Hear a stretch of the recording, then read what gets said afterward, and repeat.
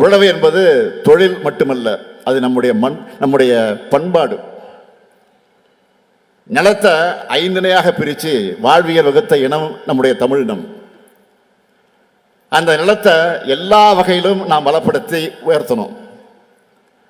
பலமான நிலங்களையும் பயிர்களுக்கு நடுவே களைகள் நுழைக்கும் என்பது விவசாயிகளுடைய இருக்கக்கூடிய உங்களுக்கு நல்லா தெரியும். அப்படிப்பட்ட கலையாக தான் கடந்த அதிமுக ஆட்சி இருந்துச்சு. எல்லா வகையிலும் விவசாயிகளுக்கு துரோகம் செஞ்ச ஆட்சி அது. ஒவ்வொரு விஷயத்துக்கும் நீங்கள் எப்படியெல்லாம் போராடுறீங்கன்னு கொஞ்சம் நினைச்சு பாருங்க. இன்னைக்கு அந்த நிலைமை மாறி இருக்கு. கடந்த ஆட்சியில் விவசாயிகளுடைய தற்கொலை அதிகமாச்சு.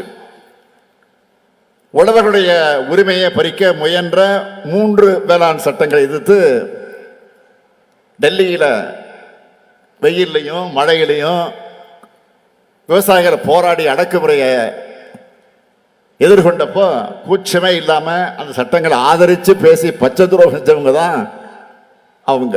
அதனால தான் நீங்கள் தோக்கடிச்சிங்க.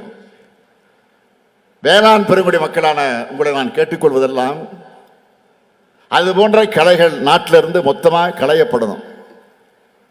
உழவர் பெருங்குடி மக்களான உங்களுக்கு இன்னும் பல திட்டங்கள் திராவிட மாடல் ஆட்சியில் வர இருக்கு.